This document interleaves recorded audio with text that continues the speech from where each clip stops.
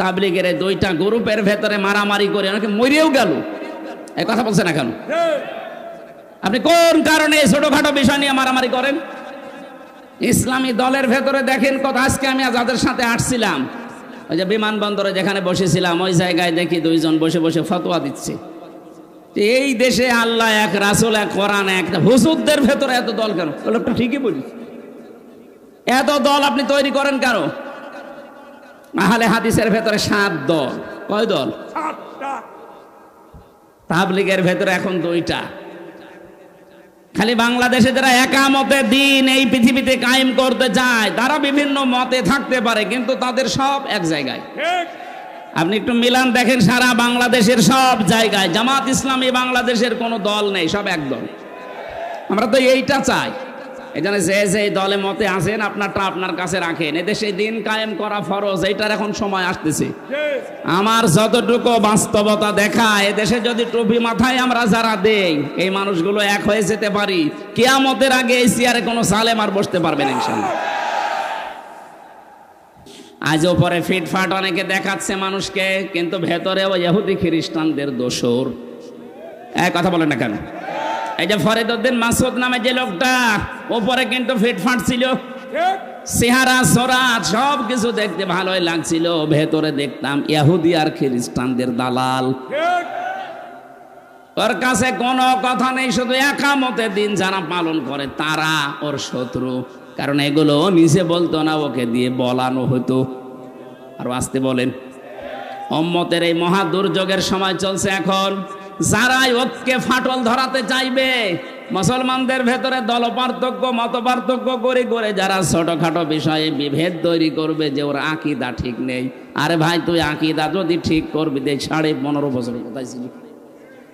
এখন উম্মত এক জায়গায় হয়ে একটা চেষ্টা চালাচ্ছে। আর যত ফতোয়া তোমার এখন বের হচ্ছে, যে নামে আলেম দাবি করুক না কেন, যে দলের লোক হোক, এখন উম্মতের ভেতরে ফাটল ধরাতে চাই, বুঝবেন ওটা ইহুদি অথবা খ্রিস্টানদের টাকা পাচ্ছে, কোনো সন্দেহ নেই। আমি মাওলানা মামুনুল হকের সাথে ছিলাম, উনি আমাকে মাঝে মাঝে বলতে, হামজা 3টা বছর আমরা এক জায়গায়, যে বাইরে থাকতে ভাবতাম কি, আরে ভেতরে কি দেখছি। বাইরে আমরা টুপি নিয়ে মারামারি করি, অমকের আকীদা নিয়ে মারামারি করি, আর ওরা ভেতর আমাদের সব এক জায়গায় তালাবদ্ধ করে রেখেছে। বাইরে যদি যেতে পারি, এগুলো সব পাল্টাবো। ছোটখাটো যা আছে যার যার জায়গায় থাক, অন্তত উম্মত যেন এক হতে পারি, এইটা কাজ চালাবো। এটা এখন দরকার সব চাইতে বেশি। এক কথা বলেন না কেন? এটার বিরুদ্ধে যদি জাতীয় মসজিদের ইমামও ফতোয়া দেয়, তারও ক্ষমা নেই। কারণ উম্মতের এই যে এক জায়গায় হওয়া ঐক্য, এটা নফল না, এটা ফরজ। উনি তাবলীগ জামাত করে, আলহামদুলিল্লাহ, ভালো, মারহাবা। তাবলীগ করলে কোরআন দিয়ে করেন, আপনার সাথে আমরা আছি।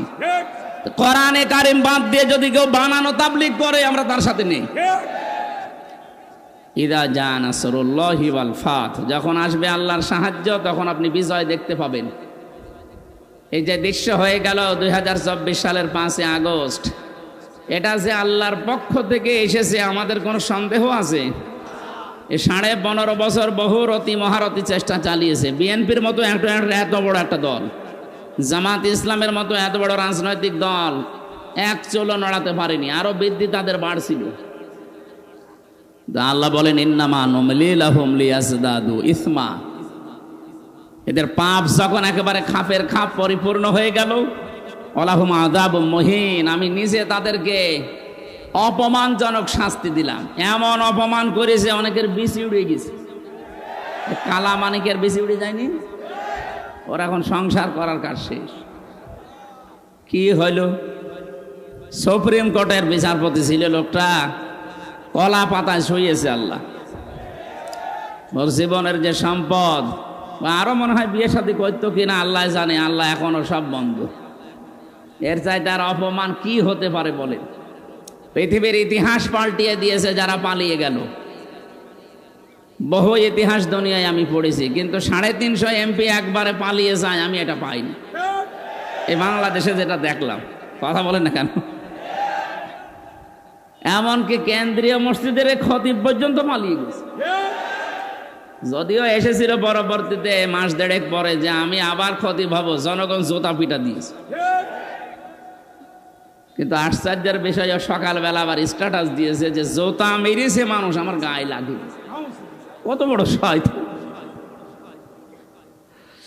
দেশটা কত বড় দুর্নীতিগ্রস্ত হয়েছিল আমরা টের পাচ্ছি। হাত্তা ইদা আখাযনাহুম বাগতাতান ফাইদাহুম মুবলিসুন। আল্লাহ তাআলা বলেন, ওই মানুষগুলো যখন আমার নিয়ামত পাওয়ার পরে আনন্দে ছিল, আমার দান কি তো নিয়ামত, ও তো তাদেরকে যা দিয়েছিলাম এইটা পেয়ে যখন খুব আনন্দে আছেন।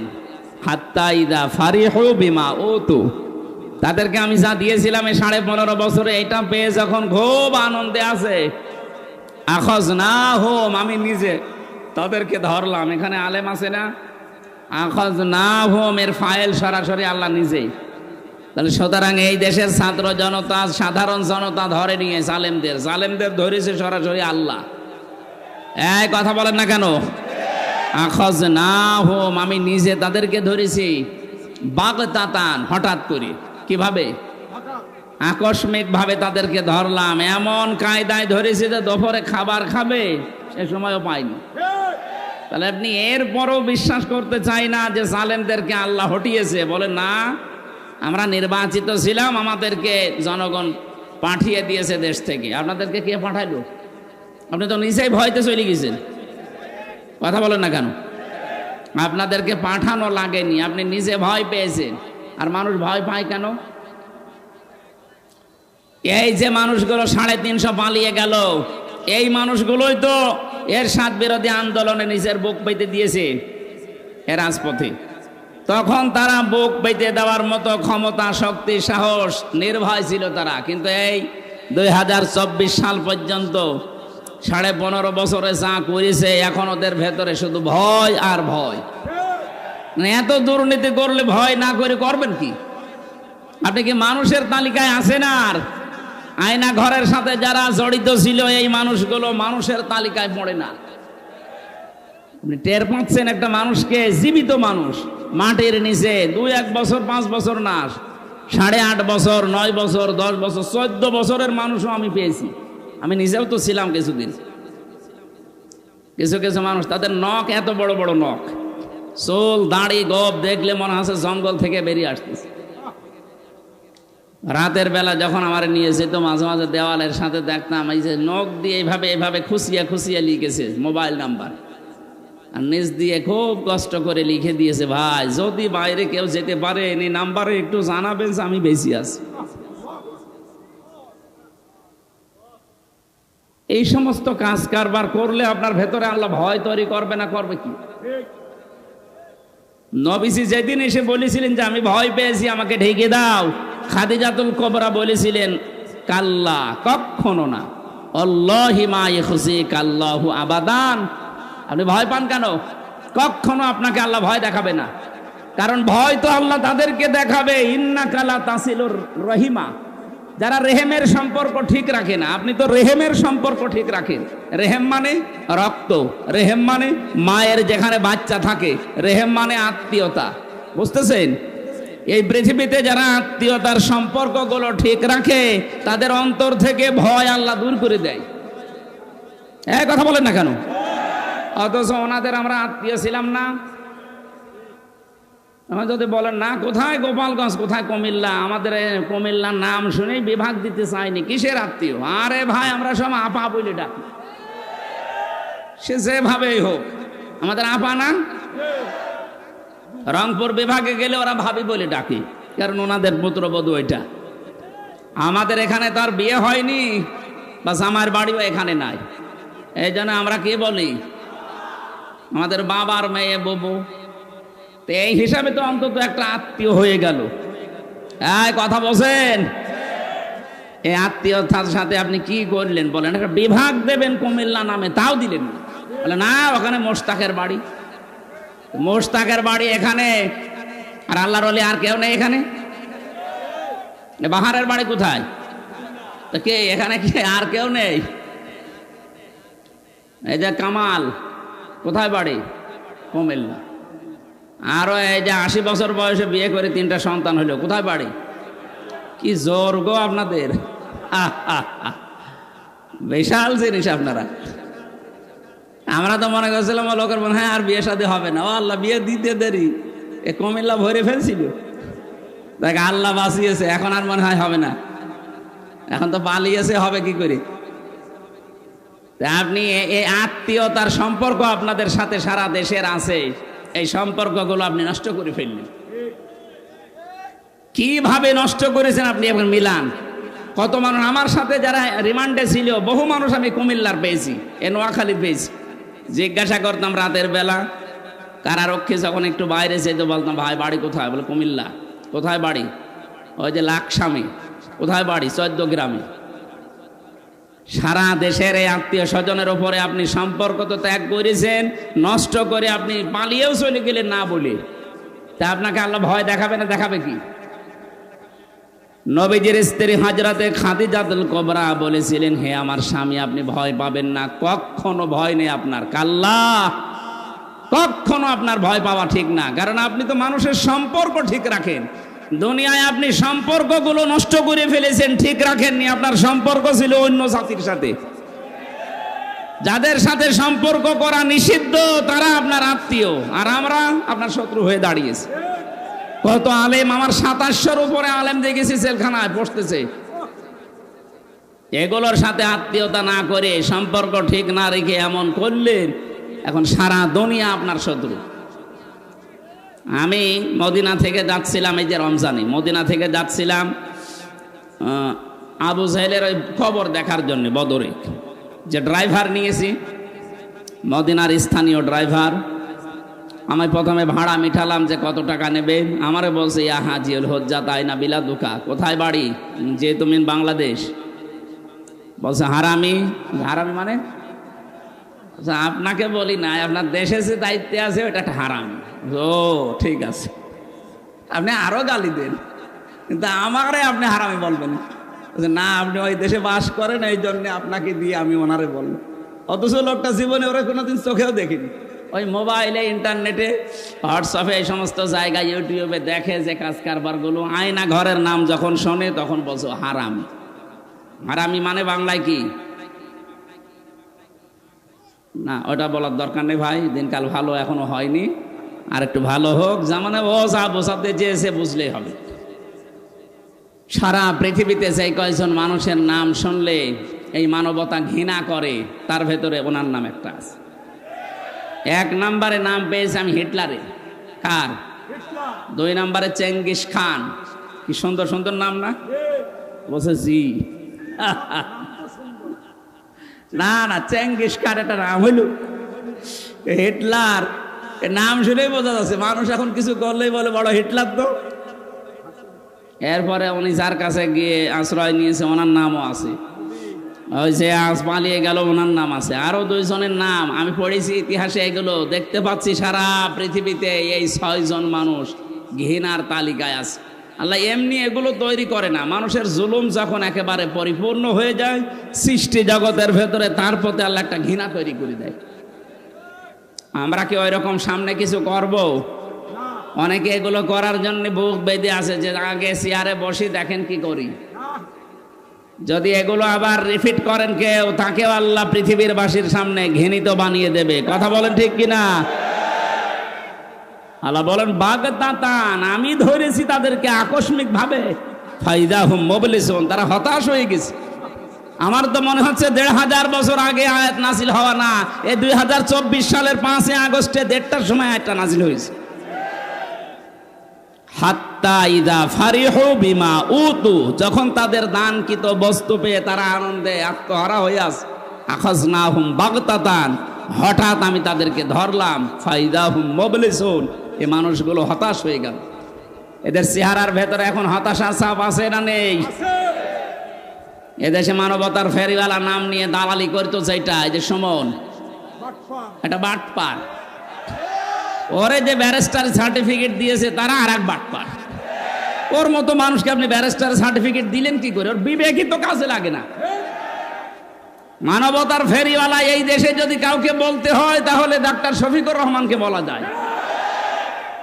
জেল থেকে বের হওয়ার পরে মানবতার ফেরিওয়ালা বাড়িতে গিয়ে নিজের বউ ছেলে মেয়ের কাছে না গিয়েছে, সরাসরি মানবতা কোথায় বিপন্ন সেখানে। আপনি যার জীবনের সাথে কাজের মিল আছে তাকে তো নাম দিতে পারেন। আর শয়তান নিজে নিজে শুধু তুলতো, নিজে নিজে খাম্বা একটা ফেলা আছে, নিজে নিজে করত। ছাগল একটা হেঁটে যাচ্ছে, ছাগলের সাথে এই দেখো ছাগল, ছাগলের মালিক কেন ছেড়ে দিল, যারা আগা মাথা নেই। এই জন্য আমাদের উচিত হচ্ছে জুলুমের এই যে দৃশ্যগুলো আমরা দেখলাম, আমরা যেন সাবধান হই। আমরা যদি সচেতন এখনো না হয়ে আবার ওদের মতো আরম্ভ করি, আল্লাহ রাব্বুল আলামিন আমাদেরকেও এরকম বিপদে ফেলতে বেশি সময় নেবেন না। আল্লাহর কি বেশি সময় লাগে? ইন্নামা আমরুহু ইযা আরাদা শাইআন আইয়াকুলা লাহু কুন ফায়াকুন। আল্লাহ বলেন আমি কোনো কিছু শুধু ইচ্ছা করি, বলি কোন, সঙ্গে সঙ্গে হয়ে যায়। এই বিশ্বাস যার ভেতরে যত বেশি অটল থাকবে, যত বেশি বদ্ধমূল হবে, ওর জীবনের সব ভয় আল্লাহ দূর করে দেবে। এই জন্য যারা এই আয়াত পড়েছে জীবনে একবার, তাদের ভেতর থেকে হতাশা, তাদের ভেতর থেকে কৃপণতা, তাদের ভেতর থেকে অস্থিরতা আল্লাহ দূর করে দিয়েছে। কোন আয়াত? যেটা আমরা পড়লাম। আল্লাহ রাব্বুল আলামিন বলেন, ক্বালে ইন্না সলাতি ওয়া নুসুকি ওয়া মাহইয়ায়া ওয়া মামাতি লিল্লাহি রাব্বিল আলামিন।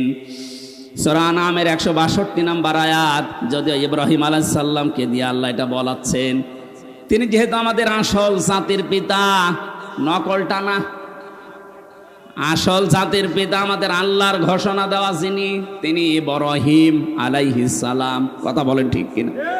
এ বিশ্বাসটা নষ্ট করবেন না। এই 15.5 বছরে এইটা যেন নষ্ট হয়ে যায়, এই জন্য নতুন করে একজনকে চাপিয়ে দেওয়ার চেষ্টা ছিল। জাতি মানে নাই, 1:30টায় পালিয়েছে, বিকাল 5টা বাজতে বাজতে জাতির পিতা একটাও দেশে ছিল না। নাক চোখ মুখ যা সেখানে ছিল সব উল্টাপাল্টা করে দিয়েছে। আল্লাহর ঘোষণা দেওয়া সেইটা, তার পরের দিন দেখবেন মোড়ে মোড়ে জাতির পিতার সড়ক লেখা হয়ে গেছে। কারণ এ দেশে কিছু না থাক, 96% মুসলমানের নামাজ না থাকতে পারে, রোজা রাখতে না পারে, আল্লাহ একজন আছে এ বিশ্বাস অন্তত আছে আমাদের। এ বিশ্বাস নেই শুধু মুসলমানের না, প্রত্যেক ধর্মে যারা আছে তাদের ধর্মীয় বিশ্বাস এইটা আছে, উপরওয়ালা একজন আছে। হয়তো সরাসরি তারা আল্লাহ বলে ডাকে না, কিন্তু বিপদে পড়ে দেখেন ওই মানুষগুলোর ভেতর থেকে আল্লাহ এই শব্দ বের হয়।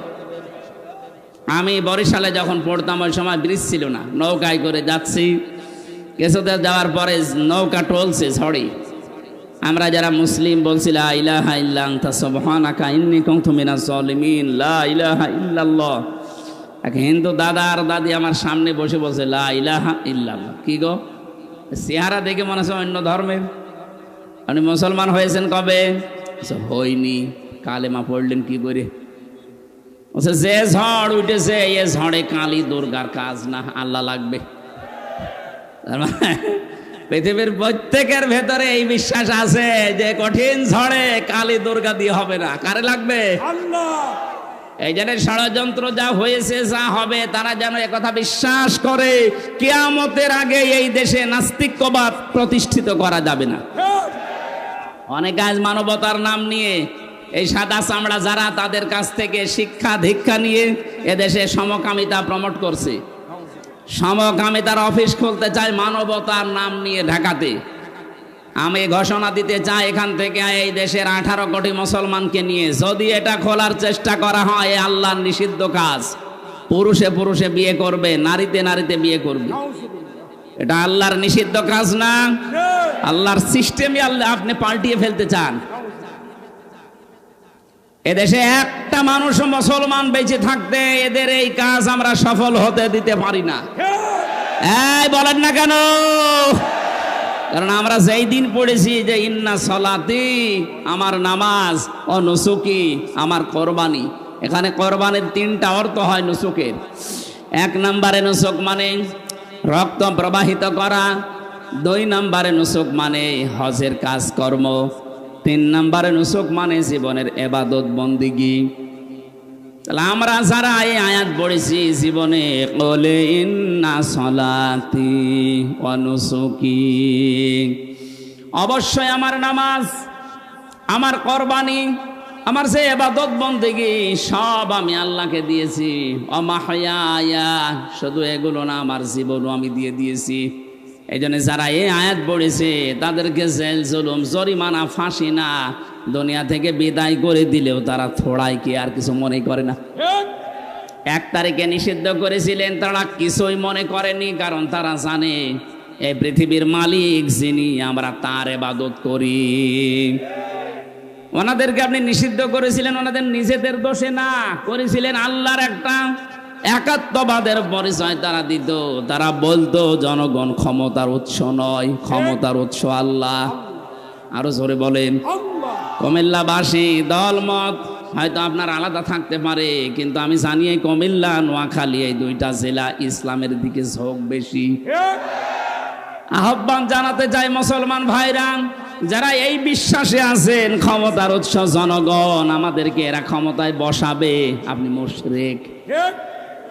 কি আপনি জিজ্ঞাসা করেন হুজুরদেরকে?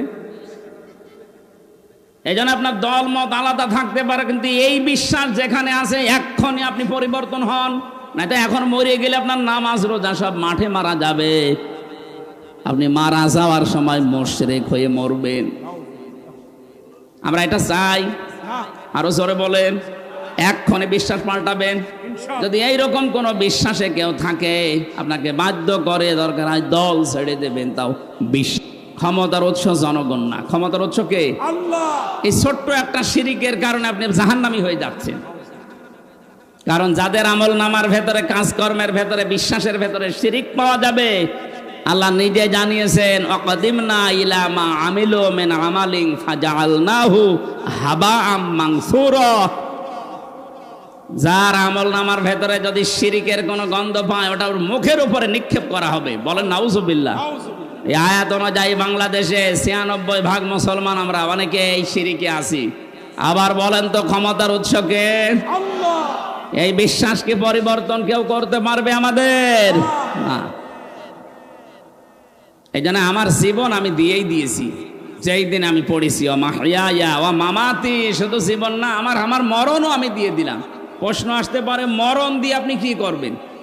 মানুষের যেহেতু সর্বশেষ ভয় দেখানোর জায়গায় মরণ, এই তোরা কিন্তু মেরে ফেলবো, এটা বলে না আল্লাহ? বলেন তুই বল যে আমার মরণও আল্লাহর জন্য।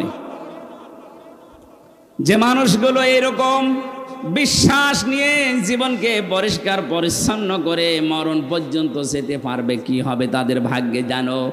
আল্লাযীনা তাতাওয়াফফাহুমুল মালাইকাতু আল্লাযীনা তাতাওয়াফফাহুমুল মালাইকাতু তাইয়্যিবিনা ইয়াকুলুনা সালামুন আলাইকুম উদখুলুল জান্নাতা বিমা কুনতুম তা'মালুন।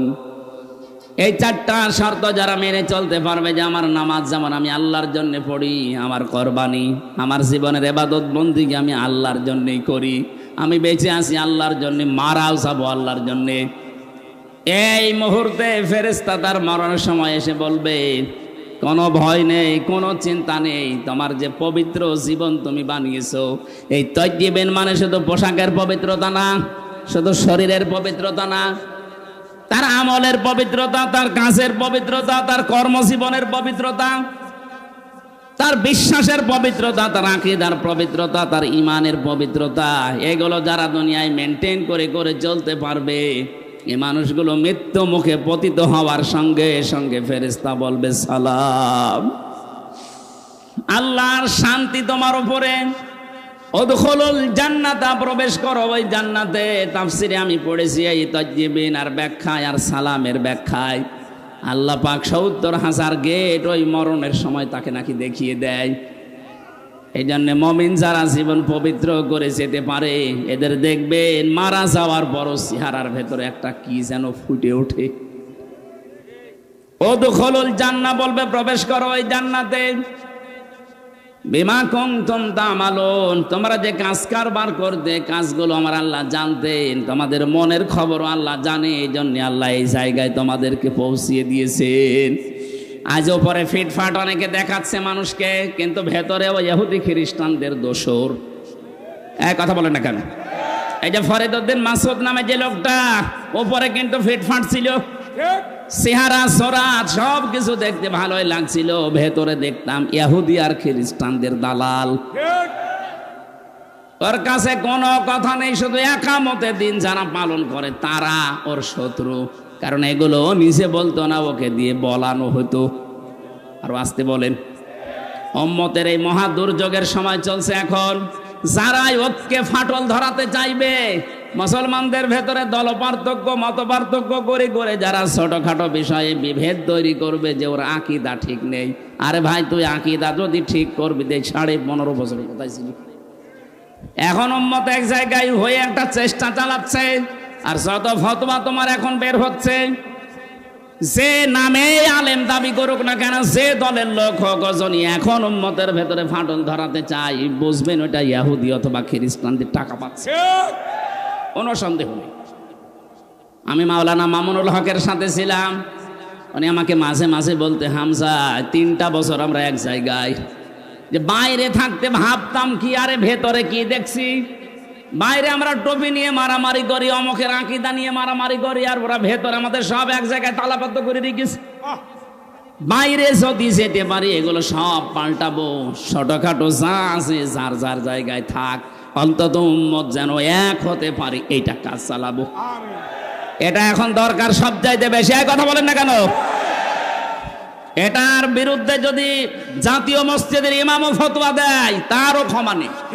কারণ উম্মতের এই যে এক জায়গায় হওয়া ঐক্য, এটা নফল না, এটা ফরজ। উনি তাবলিগ জামাত করে, আলহামদুলিল্লাহ, ভালো, মারহাবা। তাবলিগ করলে কোরআন দিয়ে করেন, আপনার সাথে আমরা আছি। কোরআনে কারিম বাদ দিয়ে যদি কেউ বানানো তাবলিগ করে, আমরা তার সাথে নেই। তাবলিগের 2টা গ্রুপের ভেতরে মারামারি করে অনেকে মরেও গেল। এই কথা বলছে না কেন? আপনি কোন কারণে ছোটখাটো বিষয় নিয়ে মারামারি করেন? ইসলামী দলের ভেতরে দেখেন কত। আজকে আমি যাদের সাথে আসছিলাম, ওই যে বিমানবন্দরে যেখানে বসেছিলাম, ওই জায়গায় দেখি 2 জন বসে বসে ফতোয়া দিচ্ছে। এই দেশে আল্লাহ এক, রাসূল এক, কোরআন এক, হুজুরদের ভেতরে এত দল কেন? লোকটা ঠিকই বলি, এত দল আপনি তৈরি করেন কেন? আহলে হাদিসের ভেতরে 7 দল। কয় দল? 7টা। তাবলীগের ভেতরে এখন 2টা। খালি বাংলাদেশে যারা একামতে দিন এই পৃথিবীতে কায়েম করতে চায়, তারা বিভিন্ন মতে থাকতে পারে, কিন্তু তাদের সব এক জায়গায়। আপনি একটু মিলান দেখেন, সারা বাংলাদেশের সব জায়গায় জামাত ইসলামী বাংলাদেশের কোনো দল নেই, সব এক দল। আমরা তো এইটা চাই। এই জন্য যে দলে মতে আছেন, আপনারটা আপনার কাছে রাখেন। এদেশে দিন কায়েম করা ফরজ, এইটার এখন সময় আসতেছে। আমার যতটুকু বাস্তবতা দেখা, এদেশে যদি টুপি মাথায় আমরা যারা দেই, এই মানুষগুলো এক হয়ে যেতে পারি, কিয়ামতের আগে এই চেয়ারে কোনো সালেম আর বসতে পারবে না ইনশাআল্লাহ। মামাতি লিল্লাহি রাব্বিল আলামিন। যেহেতু আমার মরণও আল্লাহকে দিয়ে দিয়েছি, সুতরাং আমাদের আর কোনো ভয় নেই। এই আয়াতের এই 4টা হুকুম আমরা ইব্রাহিম নবীর মতো বেইনে দুনিয়া থেকে বিদায় নিতে চাই।